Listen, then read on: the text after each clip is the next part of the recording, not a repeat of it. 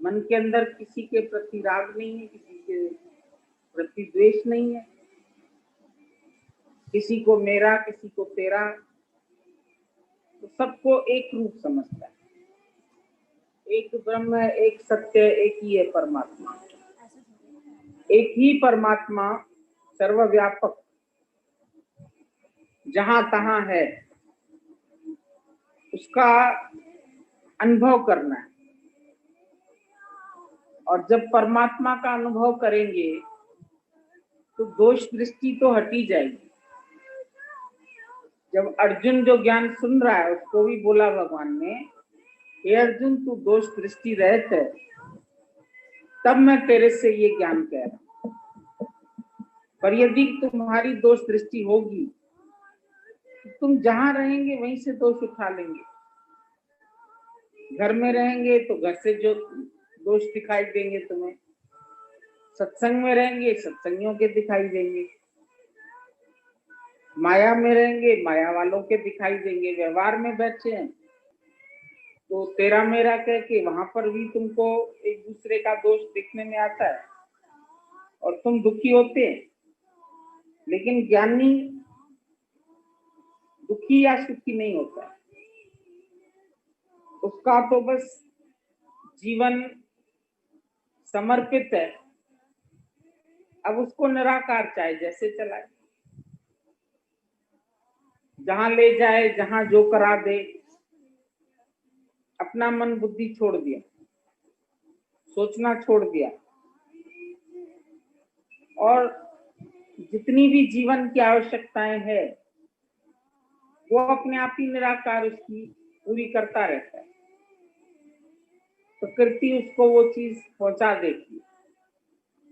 कई लोग पूछते हैं मनी यूजलेस कैसे है, तो मनी यूजलेस जिस दिन तुम्हारी समझ में आ जाएगा और तुम अंदर से अचाह हो जाएंगे, तो तुम सिर्फ एक ही कार्य तुम्हारे से होगा, और एक ही कार्य होने के बाद जो जो इस शरीर की आवश्यकताएं हैं वो परमात्मा तुमको अपने आप पहुंचाए। तुम हैरान हो जाओगे कि तुम्हारे मन में संकल्प तक नहीं उठा और चीज पूरी हो गई। इतना शुद्ध अंतःकरण हो जाता है। अंदर में उसको किसी के लिए राग द्वेष क्रोध जलन कुछ भी नहीं है, तो क्या भाव उठेगा उसका। अगर मेरे अंदर कोई कचरा है, उस दिन हमने बोला जब तुम्हारा रूम सारा खाली है, इसमें कोई पर्दे कोई पलंग कोई कुर्सी नहीं रखी है, और बाहर से कोई चिंगारी आती है, कमरे में आके इसका क्या होगा, बुझ जाएगी। पर अगर वहां तिनकों का ढेर होगा तो घर ही जल जाएगा, नुकसान हो जाएगा।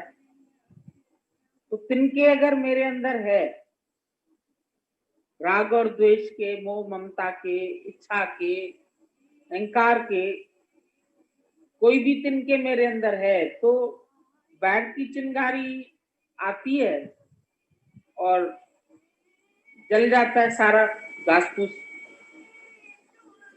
उधर आग लग जाती है। ज्ञानी अपने अंदर को स्वच्छ कर दिया, उसके अंदर में कोई तिनके नहीं, मेरे हैं तेरे हैं ये है वो है। जब तुम ऐसे विचार करेंगे तो तुम्हारे चेहरे की रौनक ही चली जाएगी।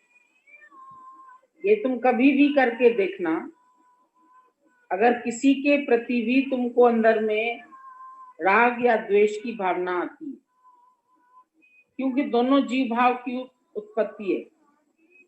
यदि किसी व्यक्ति से राग कर रहे हो तो किसी से द्वेष कर रहे हो, ये द्वंद्व जोड़े चलते हैं। जिसको तुम राग करते हैं, मान लो उसको दूसरा राग नहीं करता है, तो तुमको लगेगा इसको वो भी प्यार करे, ये भी तुम्हारे अंदर में इच्छा आ जाएगी, ये भी राइट समझे, जो कुछ मैं कर रहा हूं मेरे को राइट समझा जाए। तो इच्छा हो गई जबरदस्त, और ऐसी इच्छा जब मन में आ जाएगी और कोई तुम्हारी बात नहीं पूरी करेगा तो तुमको उस व्यक्ति से द्वेष हो जाएगा। जो तुम्हारे प्रेम में जरा सी भी बाधा डालेगा, मान लो तुम सत्संग आते हैं, तुम्हारा गुरु से प्यार है, घर वाले थोड़ी सी भी बाधा डालते, घर वालों से द्वेष हो जाता, क्योंकि एक तरफ राग है और तुम चाहते जो हम जिसको सच समझ रहे हैं इसको सब घर वाले भी सच समझे। मान लो नहीं समझते, तुम्हारे अंदर आग भड़केगी। विचार है, विचारों को तुम अगर चाहो तो खत्म कर सकते, पर अगर विचार जो है वो जुड़ते गए, जैसे एक सुतली है, सुतली को तुम यूं तोड़ो तो टूट जाती है, पर सुतली में बट डालते रहो और फिर दूसरा सुतली का टुकड़ा, फिर तीसरा, फिर चौथा, करते करते वो रस्सी बन जाती है मोटी। बट पढ़ते गए, उसमें पढ़ते गए और बन गई रस्सी। अब उसको तोड़ो, मुश्किल हो जाता है। तो वो हो जाता है तुम्हारा मन, अनेक विचार इकट्ठे हो गए, कई दिनों के, कई जन्मों के संस्कार इकट्ठे हो गए, विचार इकट्ठे हो गए, कई भाव इकट्ठे हो गए, राग के, द्वेष के, मेरे के, तेरे के। वो बट पढ़ते रहे, अनजाने में तुम्हें समझ में भी नहीं आया और अंदर तुम्हारे एक रस्सी तैयार हो गई और उस रस्सी से ही तुम बंध गए। तो गुरु कहता है विचार उत्पन्न होए ही तो उसको काटो।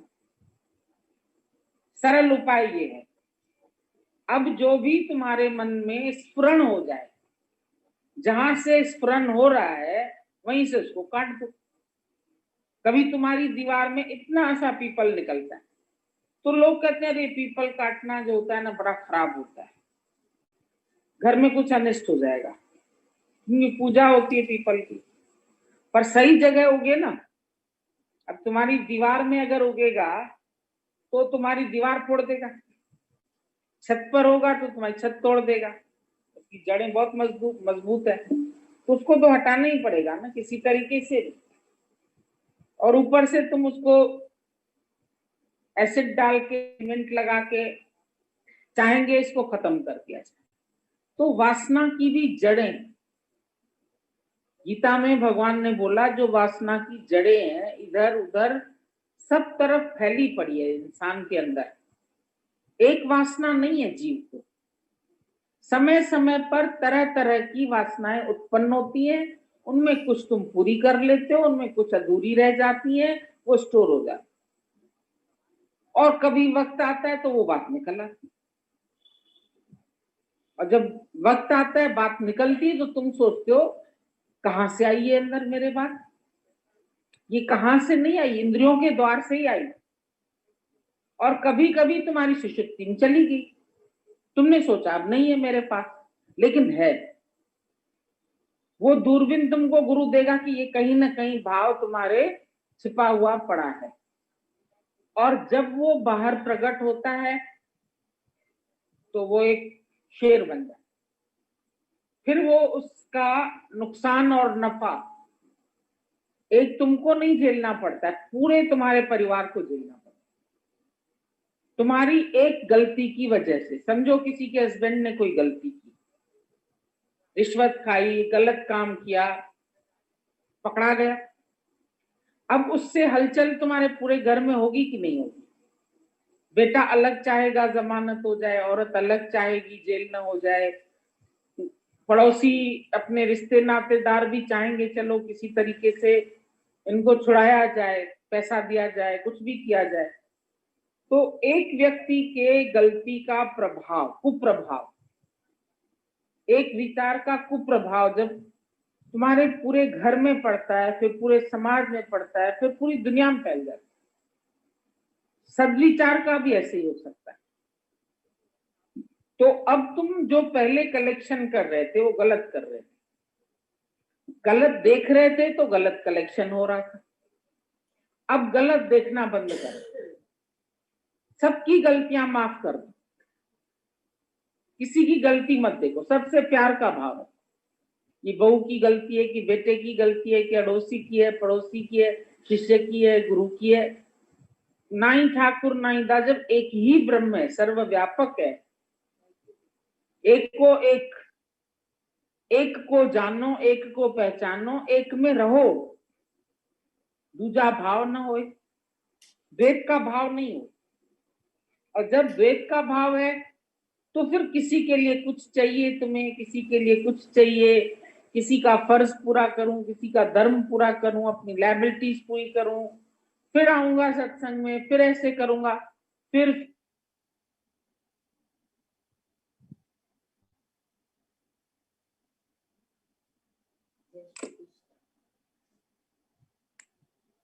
हैप्पी दशहरा।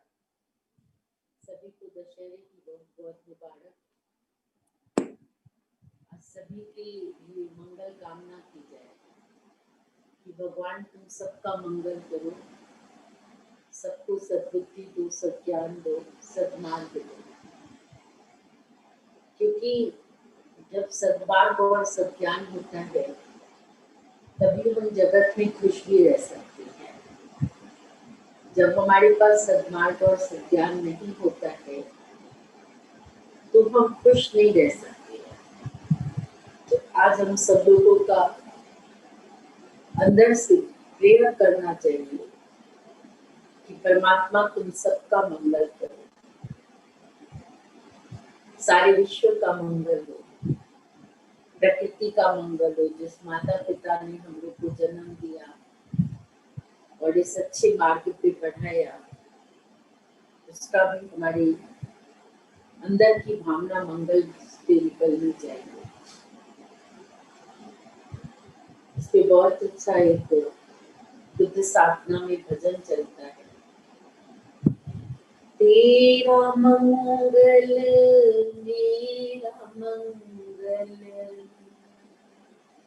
सबका मंगल होए रे। तेरा मंगल मेरा मंगल, सबका मंगल होए रे। मंगल मंगल मंगल मंगल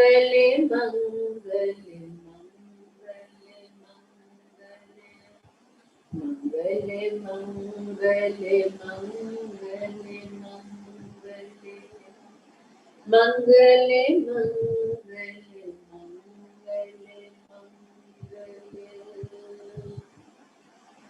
जिस जननी ने जन्म दिया है उन्हीं का मंगल होए रे।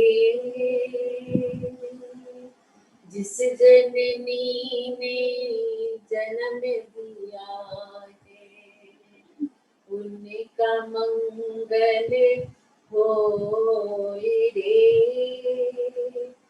पाला पोसा और पढ़ाया उस पिता का मंगल हो रे। पाला पोसा पढ़ाया लिखाया उस पिता का मंगल हो रे। मंगल मंगल मंगल मंगल मंगल मंगल मंगल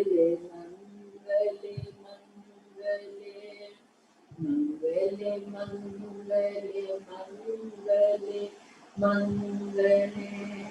मंगल मंगल मंगल मंगल मंगल।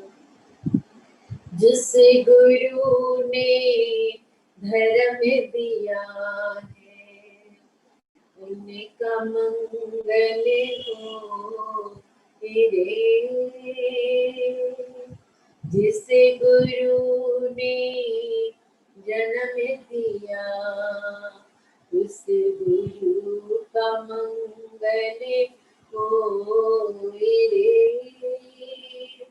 इस जगत के सभी दुखियारी प्राणी का मंगल होए रे। मंगल मंगल मंगल मंगल मंगल मंगल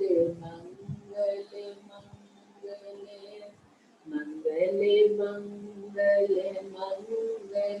मंगल मंगल मंगल मंगल मंगल मंगल। जल में स्थल में और गगन में सबका मंगल हो रे। जल में स्थल में और गगन में सबका मंगल हो रे। अंतर मन की गांठें टूटे अंतर निर्मल होए रे। अंतर मन की गांठें टूटे अंतर निर्मल होए रे। मंगल मंगल मंगल मंगल मंगल मंगल मंगल मंगल मंगल मंगल मंगल मंगल मंगल मंगल।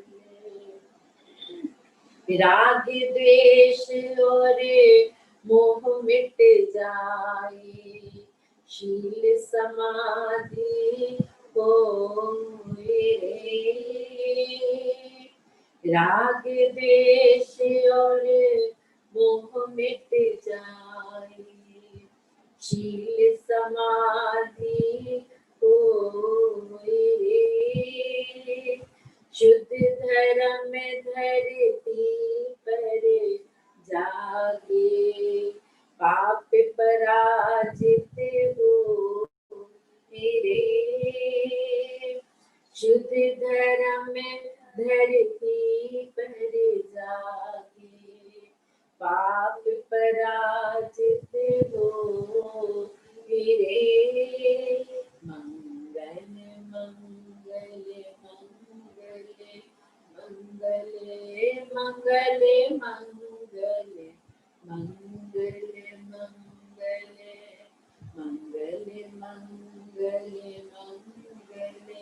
मंगल मंगल मंगल मंगल मंगल मंगल। इस धरती के धरतिन में कण कण में धर्म समोए रे। इस धरती के धरतिन में कण कण में धर्म समोए रे। शुद्ध धर्म जन जन में जागे घर घर में शांति समोए रे। शुद्ध धर्म जन जन में जागे घर घर में शांति समोए रे। मंगल मंगल मंगल मंगल मंगल मंगल मंगल मंगल मंगल मंगल मंगल मंगल मंगल मंगल मंगल। तेरा मंगल मेरा मंगल जन जन का मंगल होए रे। तेरा मंगल मेरा मंगल सब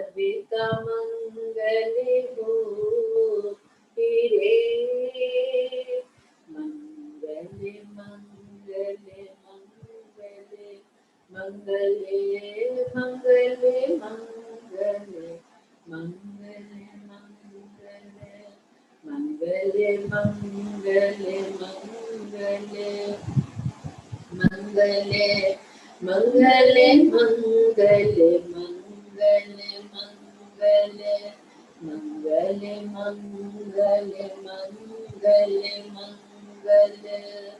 मंगले मंगले मंगले मंगले मंगले।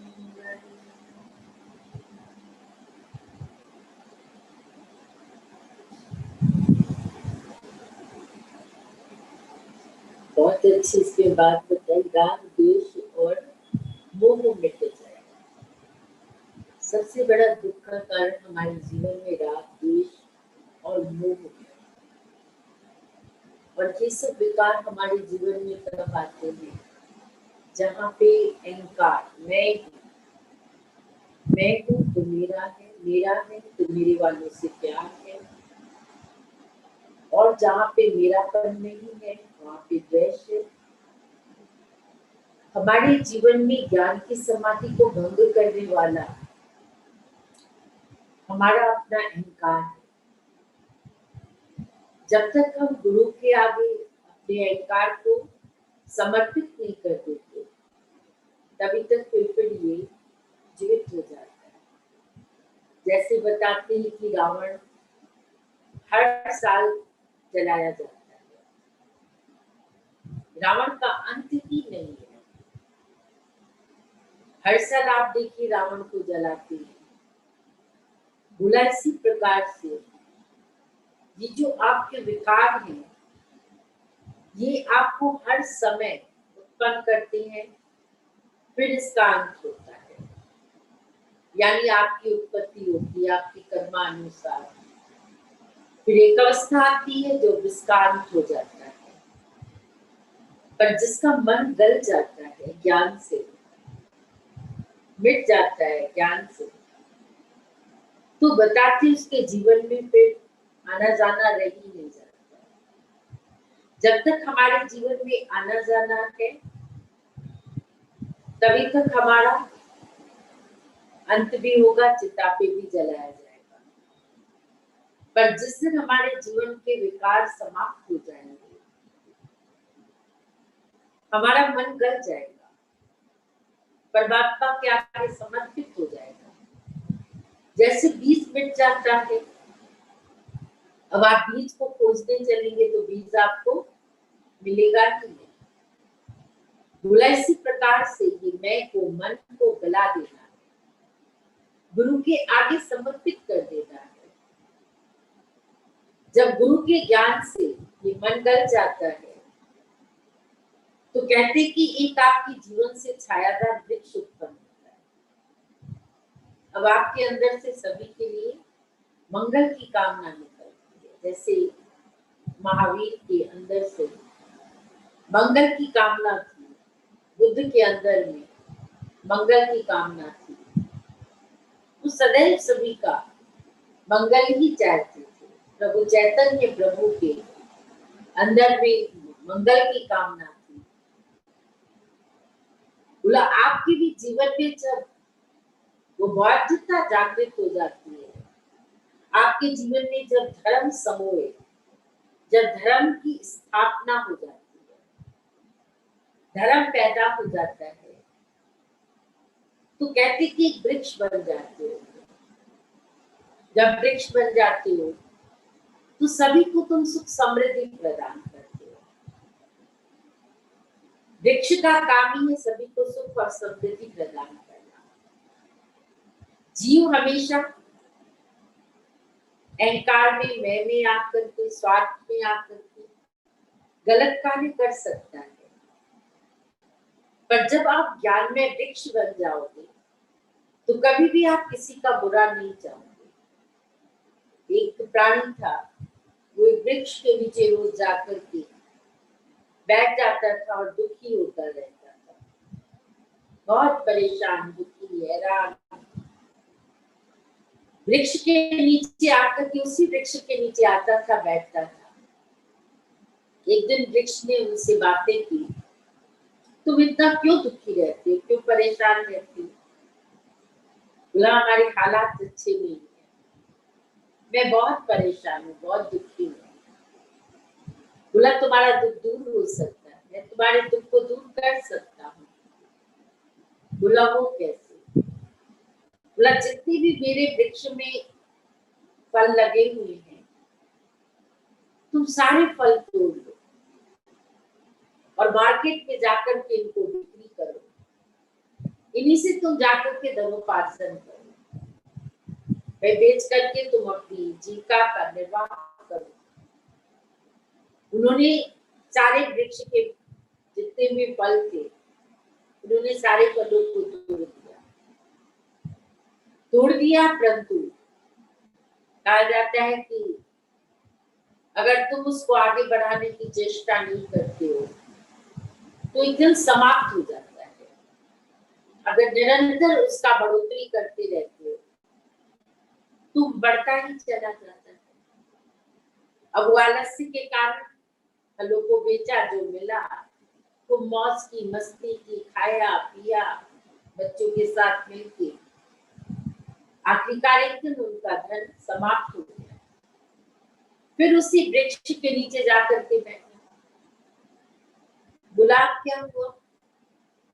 बोला वो पैसे तो सारे खत्म हो गए। बोला तुमने बढ़ाने की चेष्टा नहीं की। हम लोग देखते थे गुरुजी, शुरू में जब हम लोग सत्संग में आते थे तो हम लोग बाहर निकलने का उस समय में इतना बाहर निकला नहीं जाता था, और बहू बेटियों को तो निकलने ही नहीं दिया जाता था। तो उस समय में गुरुजी कहते थे जाओ सबको प्यार करो, निष्काम करो, कि ज्ञान की बगिया लगाओ। हम लोग कहते थे गुरुजी ये सब काम तो हम लोग से नहीं होगा, क्योंकि हम लोग के घर वालों को ये पसंद नहीं है। गुरुजी कहते थे नहीं, बगिया लगाओ जाके, ज्ञान को आगे बढ़ाओ, इसमें से जो फल की प्राप्ति होगी वो तुम्हें आनंद देगा, शांति देगा, तुम्हें खुशहाल रखेगा। जैसे तुम जाकर के सत्संग करोगे तो तुम्हारा एक तो अनुभव बढ़ेगा, दूसरा निश्चय बढ़ेगा। अगर कभी तुम्हें गुस्सा आने वाला भी होगा तो उस समय तुम सोचोगे अरे मैं तो सत्संग करता हूँ, मैं गुस्सा कर रहा हूँ, मैं ये गलत कार्य कर रहा हूँ, मैं विकारों में लिपायमान हो रहा हूँ, लोग क्या कहेंगे। आप उस भय से कितने विकार छोड़ दोगे, और आपकी प्यार करने वाले से करने से आपकी प्यार की दुनिया बस जाएगी। जैसे हमेशा गुरुजी बताते थे, ये गीता भगवान का हम लोग के ऊपर आशीष है। तुम कभी भी खाली टेबल पे दो जनी खाना नहीं खाओगे, तो आज से तुम प्यार करोगे तभी तो सब तुम्हारे पास आएंगे ना, तुम्हारे सानिध्य को पसंद करेंगे। तो बताते जब तुम आगे बढ़ करके मिट करके किसी को कुछ प्रदान करते हो तब जाकर के तुमसे कोई प्यार करता है।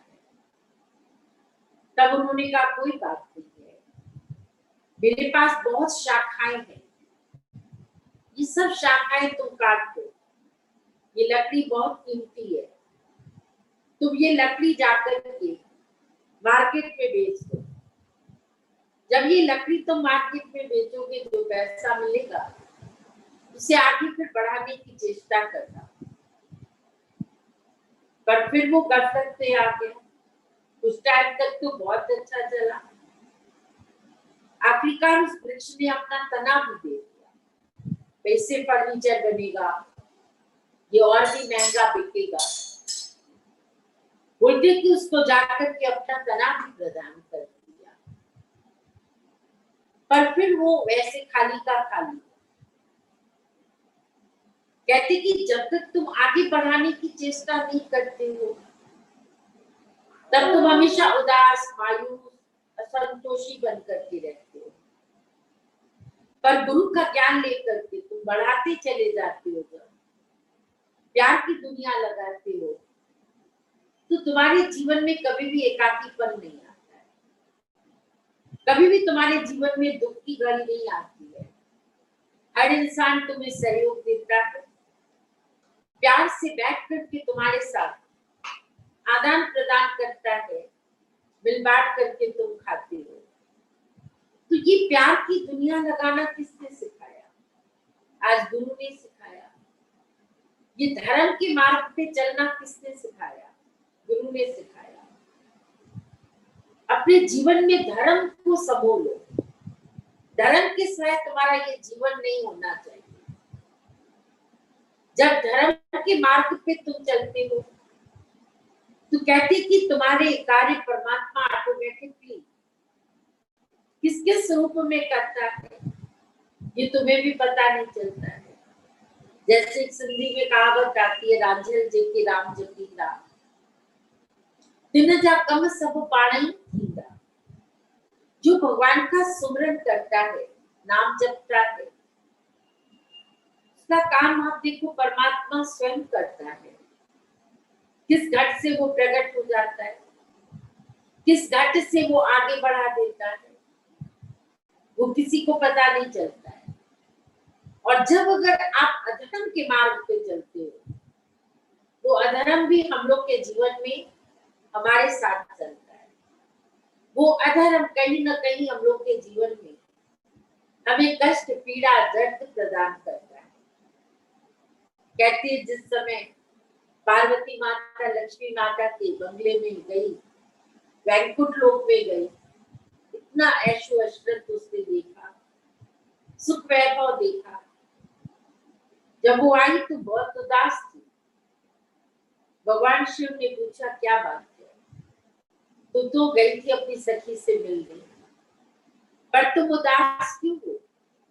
बोला भगवान आप इतने बड़े भगवान, पर आपके पास कुछ भी नहीं है। एकदम वीरान कैलाश में आप रहते हो।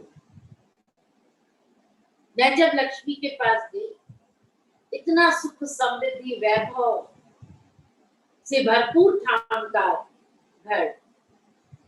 भगवान ने कहा हम लोग इसी में खुश हैं। हम लोगों का यही विधाता ने जो है घर बनाया है। पार्वती तुम इसमें संतुष्ट रहो। पर पार्वती माता ने बोला भगवान सब आपके हाथ में है, आप सब कर सकते हो। आप कृपा करके मेरे को भी उससे सुंदर एक मकान, घर बना के दो। मेरे को स्वर्ण का घर बना करके दो। भगवान ने सोचा ये मानेगी नहीं, इसीलिए भगवान ने विश्वकर्मा जी को बुलाया और विश्वकर्मा से ये आदेश दिया कि जाकर के बहुत सुंदर, वैकुंठ से भी सुंदर घर, एक महल बना करके तैयार करो, जिसपे पार्वती माता बोलते रहेंगी। विश्वकर्मा ने शक्ति से बहुत सुंदर, वैकुंठ से भी सुंदर, इतना प्यारा सा महल बना के तैयार किया। अब उस समय पूजा, जब गृह प्रवेश होता है तो पूजा होती है ना। अब लोगों ने कहा पूजा तो करानी जरूरी है। माता ने आग्रह किया शंकर भगवान से, बोला इस समय तो रावण का पिता सबसे बड़ा महर्षि है, उसी से पूजा हवन करवाया जा रहा है। उनके पिता जब आश्रम में आए, बोलते कि उस घर में आए, महल में आए, तो साथ में रावण ने भी हट किया, मैं भी चलूंगा। वो भी उनके साथ आए। पूरा हवन हुआ, गृह प्रवेश हुआ। पार्वती माता ने बड़े सम्मान और प्यार से बोला आप तो पंडित को दक्षिणा में कुछ दीजिए। तब भगवान शिव ने उनसे पूछा तुम्हें जो चाहिए दक्षिणा में मांगो।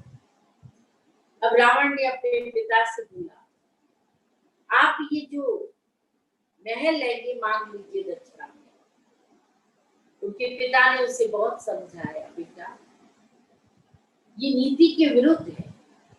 हम पंडित हैं, हम पूजा करने के लिए आए हैं, अगर हम ये घर मांग लेते हैं, महल मांग लेते हैं, तो ये हमें सुख नहीं देगा। इसीलिए तुम गलत विचार धारणा डाल के बैठे हो। और कहते कि रावण शुरू से अहंकारी और हठी था, वो अपने हट से नीचे नहीं उतरा। पिता से उसने जोर जबरदस्ती करके उन्होंने शंकर भगवान से कहा कि अगर आप दक्षिणा में देना ही चाहते हो तो मेरे पुत्र की ये मर्जी, ये महल दे दीजिए। उन्होंने इतने सरल भगवान शंकर तथास्तु बोल दिया। जब तथास्तु बोला, पार्वती तो अवाक रह गई, बहुत दुखी, बहुत परेशान हो गई। उन्होंने कहा आप ये क्या कर दिए। उसको बहुत गुस्सा आया रावण के ऊपर। तब उन्होंने उनको ये श्राप दिया, जिस सोने के महल को तुम लेके जा रहे हो, ये सोने का महल तुम्हारे पास नहीं रहेगा, ये सब तुम्हारा नाश कर देगा। वो चला गया मध्य में, अपने कुछ भी नहीं होता है। अहंकारी इंसान को लगता है किसी के कहने से कुछ थोड़े ना हो जाता है। पर जब हम नीति से नहीं चलते हैं तो वो हमारे जीवन में आ जाते हैं प्रश्न। जब हम धर्म के मार्ग पे चलते हैं वो भी हमें सहयोग देते हैं। अब वो जब लेकर के अपना सोने की लंका बनाते हैं, लंका में जाकर के इसको स्थापित कर दिया।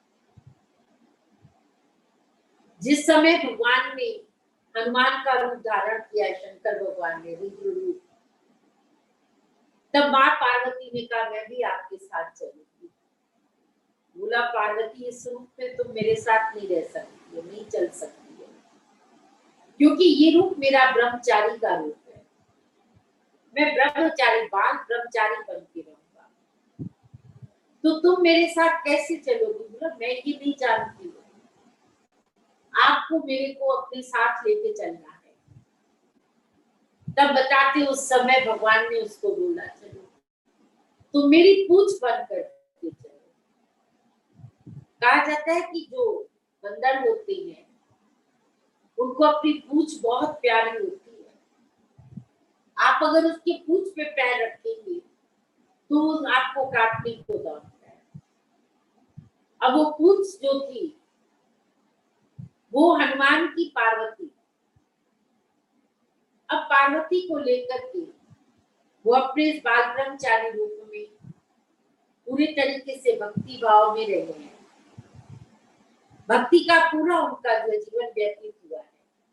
पर आप सबों को पता है जब लंका दहन हुआ है तो वो पूंछ से ही हुआ है। पार्वती माता का जो श्राप था, तो कहते कि ये अनीति, अनीति हमारे जीवन में कभी भी हमारा फलीभूत नहीं होती है। और जो नीति होती है, धर्म होता है, वो हमारा सदैव हमको साथ और सहयोग देता है।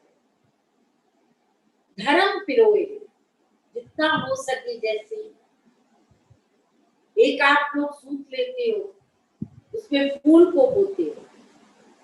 फूल को बोने का मतलब धर्म को पिरोना है।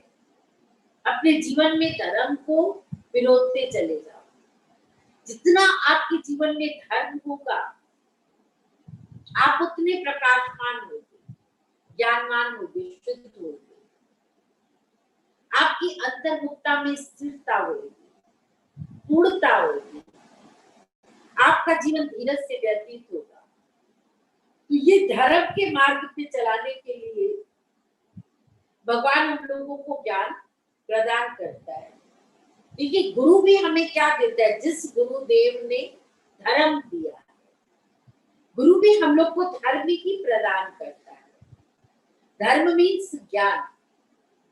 ज्ञान हम लोग को प्रदान करता है कि ज्ञान से जब तुम चलते हो तो कहीं भी तुम धोखा नहीं खाते हो। पर जब तुम ज्ञान से नहीं चलते हो तो हर जगह तुमको देखो धोखा, दुख, तकलीफ, पीड़ा ही मिलती है। कहते कि एक राजा ने काक महल बनवाया था। वो काक महल इतना अद्भुत अद्भुत बनवाया। बोला मेरी लड़की से शादी तो वही करेगा जो ये काक महल को पार कर लेगा। अब कोई भी उसमें जाता पर वापस नहीं आता, बोलते वहीं पे वो अलूप हो जाता, गुम हो जाता, वापसी उसकी होती नहीं। सभी जाने से डरते थे वहां कि आखिरकार इस काक महल में है क्या। तभी बताते हैं कि एक राजा के मन में ख्याल आया कि मेरे को इस काक महल में जाना है, और जो वहां राजा की लड़की मूमल, उसका नाम मूमल था, वो जो मूमल है उससे मेरे को शादी करनी है, उसे मुझे अपना बनाना है। वो अपने पहले गुरु के पास गया, गुरुजी मेरे को इस महल में जाना है, काक महल में, और मेरे को मूमल को प्राप्त करना है। अब आप मेरे को आशीर्वाद दीजिए, युक्ति दीजिए, समझ दीजिए। गुरु ने उनको एक डंडा दिया, बोला देखो जहां पे भी तुम बढ़ना, पहले डंडे को आगे रखना, और कोई भी वस्तु हो, चीज हो, उसको उस डंडे से टच करके देखना, तब तुम पार हो जाओ। जब वो काक महल में गया है तो उसने देखा एक भयानक शेर जो दहाड़ मार करके उसके आगे आ रहा था, पर गुरु की बात उसको याद आ गई, डंडे से उसको टच करके देखा। जब उसने डंडे से उसको टच किया तो झूठा था, कागज का बना हुआ था, दिख रहा था सत्य, पर सत्य था नहीं। जहां पे पानी दिख रहा था वहां पे पानी नहीं था, थल था, और जहां पे थल दिख रहा था वहां थल नहीं था। पूरे तरीके से एक बहुत बड़ा तालाब था, गहरा तालाब, जो भी जाता उसमें डूब करके मर जाता। कई आग के दरिया थे, पर आग का दरिया था ही नहीं। जहां पे आग का दरिया नहीं दिखता था वहां आग का दरिया था। ये सब क्या था? बिना परख के जब आदमी चलता है तो उसी में वो समाप्त हो जाता था, वापस नहीं आता था। पर गुरु के जो डंडा उसने हाथ में लिया था, जो गुरु ने धर्म का डंडा दिया था, विवेक का डंडा दिया था, उस सभी चीज को जांच करके आगे निकल रहा था। आखिरकार उसको मूमल मिल गए, वो आगे बढ़ गया। बोला ये जगत भी काक महल है, कभी पुत्र के रूप में, कभी व्यापार के रूप में, कभी मोह के रूप में, लोभ के रूप में। कई ऐसे आप लोग के पास भयंकर परिस्थितियां आती है जहां पे आप धर्म का त्याग कर देते हो, आप अधर्म पे चलने लगते हो, पर गुरु आपको विवेक का डंडा देता है। ये विवेक का डंडा लेकर के चलो। अगर विवेक का डंडा लेकर के तुम चलते हो तो इस दरिया को तुम, काक महल को तुम पार कर जाओगे। ज्ञान का डंडा तुम्हारे हाथ में होता है, समझ होती है तो तुम पार कर जाते हो। पर अगर तुम्हारे जीवन में समझ नहीं होती है तो इस जगत को पार करना बहुत मुश्किल होता है। आज भी गुरुजी बता रहे थे सत्संग में कि छोटी छोटी बातें हम लोग के जीवन में कितनी विपदा धारण करवा देती है, कितनी विपत्ति आ जाती है। छोटी बात को हम लोग कितना बड़ा कर देते हैं, दिल को ताड़ कर देते हैं, पर ज्ञान में आने के बाद आप ताड़ को भी तिल कर देते हैं। ये आपके जीवन में समझ आ जाती है। अच्छा, 1 मिनट में चुप हो गया और सारी हमारे जीवन का ज्ञान समाप्त हो जाता है, तो वो अच्छा है ना, वो सहन करना अच्छा है। हमेशा गुरु जी कहते थे न्यायी बनना, हथौड़ा नहीं बनना, क्योंकि न्यायी कभी टूटती नहीं है। जिसपे हथौड़े से वार करता है ना लोहार, वो न्यायी नहीं टूटती है। पर क्या टूटता है? हथौड़े कई टूट जाते हैं, वार करने वाले टूट जाते हैं, पर सहन करने वाले कभी भी नहीं टूटते हैं। बार बार गुरुजी एक ही बात बताते थे, न्यायी बनना, वार नहीं करना, हथौड़ा नहीं बनना।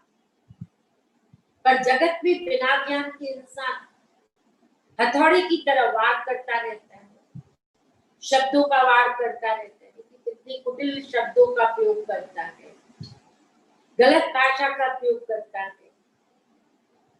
पर ज्ञान सुनने के बाद आपकी भाषा सुंदर, सरल, सहज, प्यार वाली हो जाती है। आप अपने जीवन में सरलता को धारण करते हो।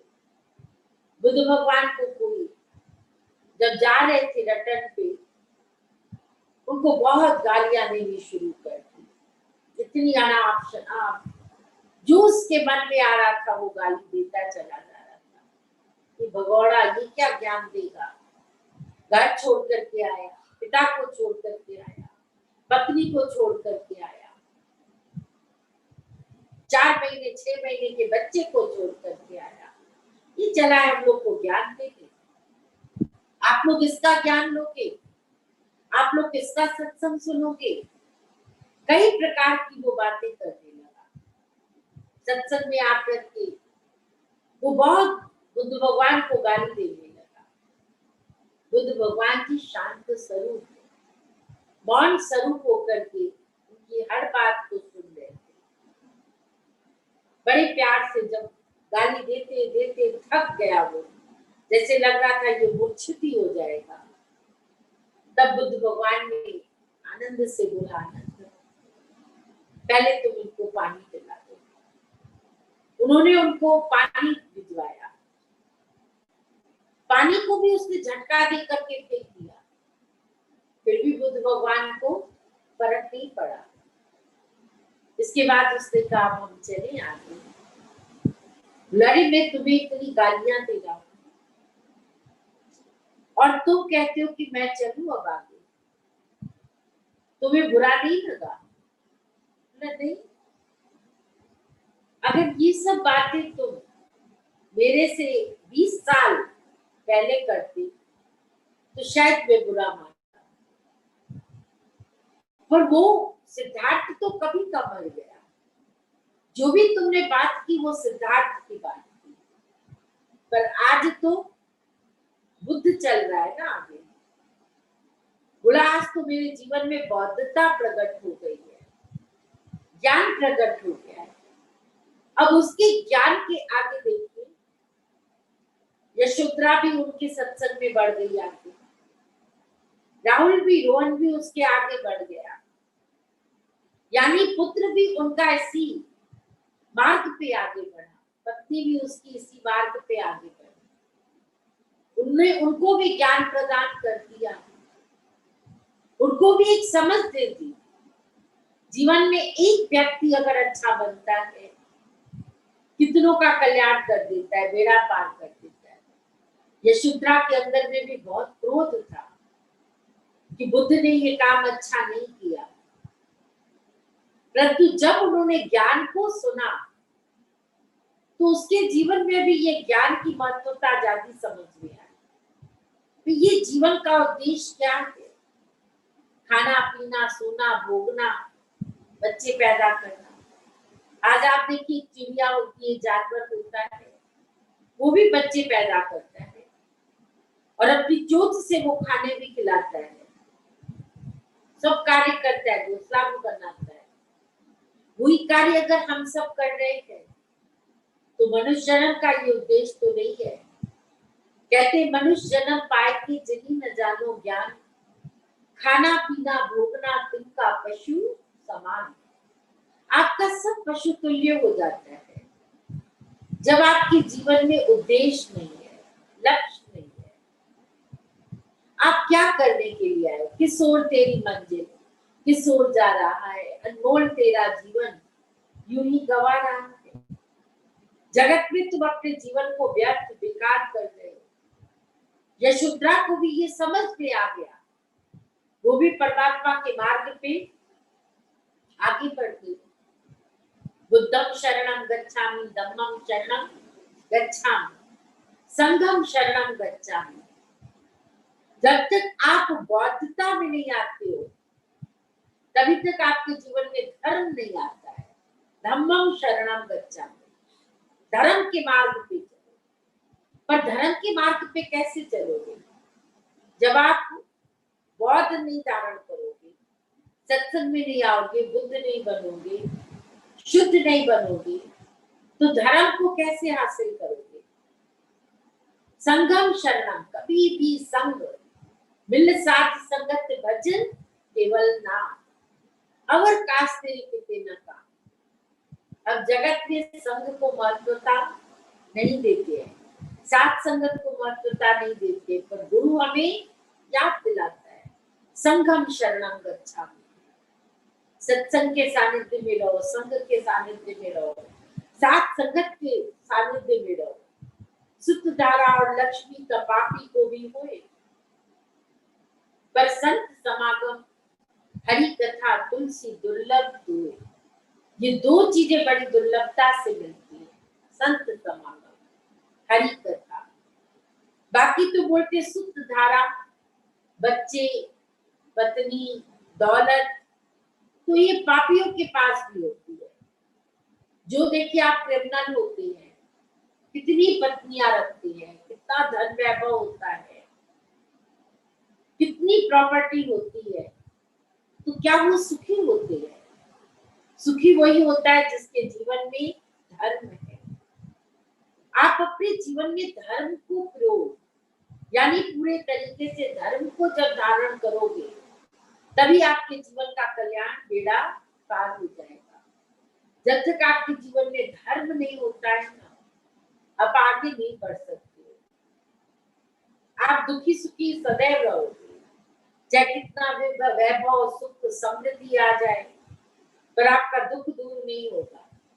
पर जिस दिन आपके जीवन में ज्ञान आ जाएगा, उसी दिन से आपके जीवन में सुख समृद्धि वैभव ऑटोमेटिकली आ जाएगा। आपको कुछ करना नहीं पड़ेगा।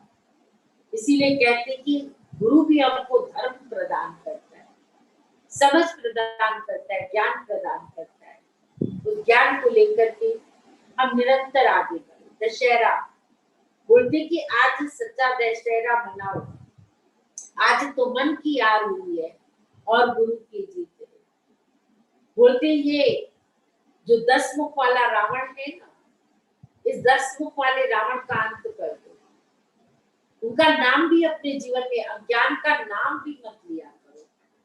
अज्ञान का नाम भी लेते हो तो पैदा हो जाता है।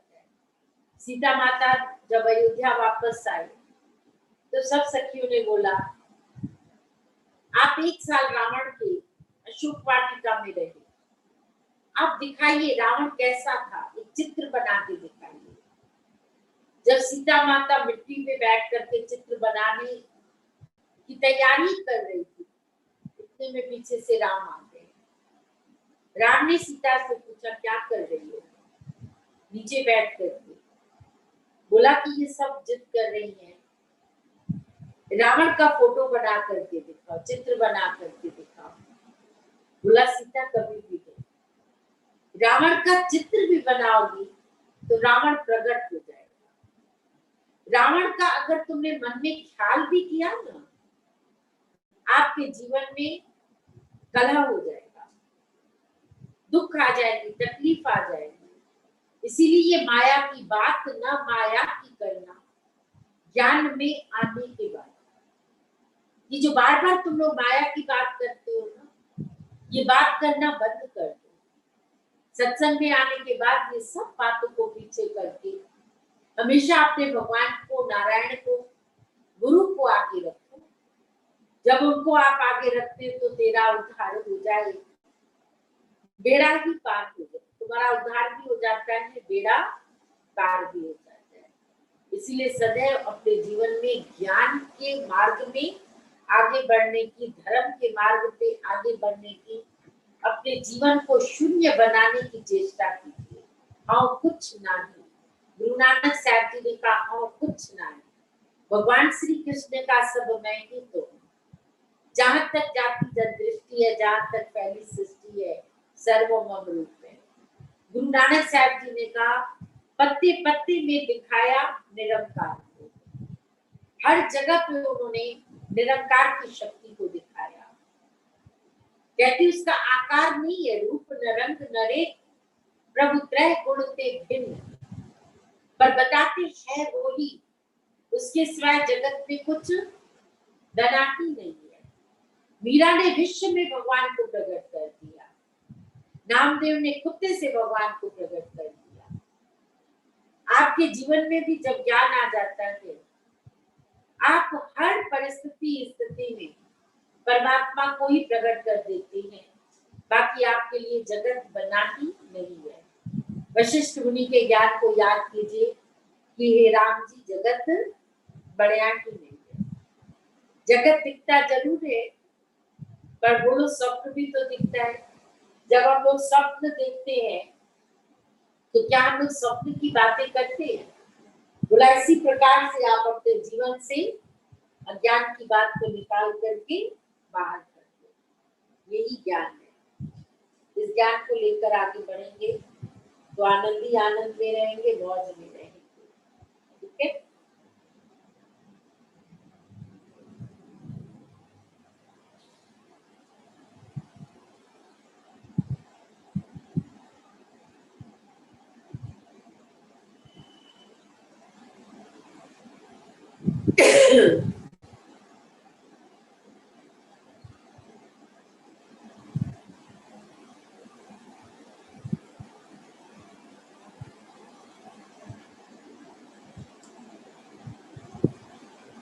नारायण जिसके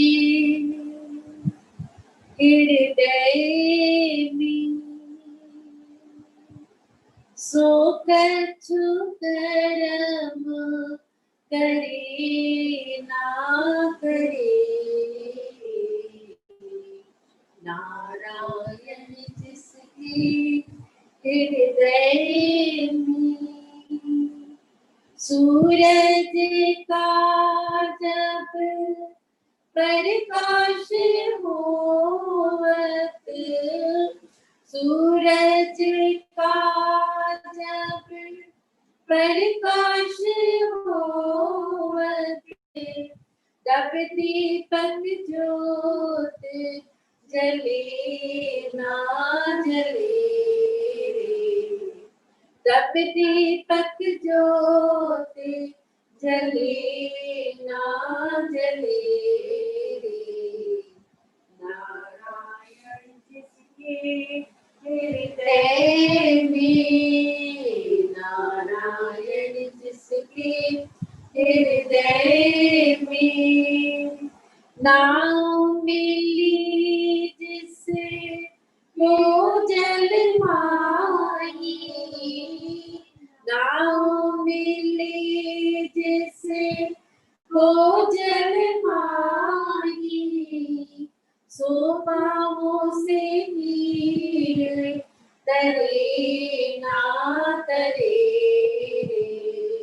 सो पाँवों से नीर तरे ना तरे। नारायण जिसके हृदय में, नारायण जिसके हृदय में, पारस मणि जिसके घर माही, पारस मणि जिसके घर माही, सो तन संजय करे ना करे। सो तन संजय करे ना करे। नारायण जिसके हृदय में, नारायण जिसके हृदय में, सो कछु कर्म करे ना करे। नारायण जिसके हृदय में, ब्रह्मानंद को जो जन जान्यो, ब्रह्मानंद को जो जन जान्यो सो काशी में जाए मरे ना मरे सो काशी में जाए मरे ना मरे नारायण जिसके हृदय में नारायण जिसके हृदय में जिसके सिरों पर तू स्वामी जिसके सिरों पर तू स्वामी सो दुख कैसे पाए सो दुख कैसे पाए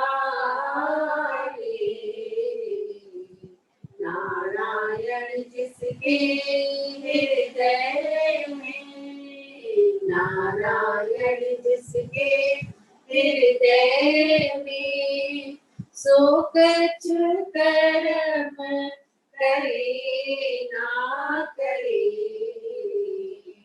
सो कछु कर्म करे ना करे नारायण जिसके हृदय में नारायण जिसके हृदय में नारायण जिसके हृदय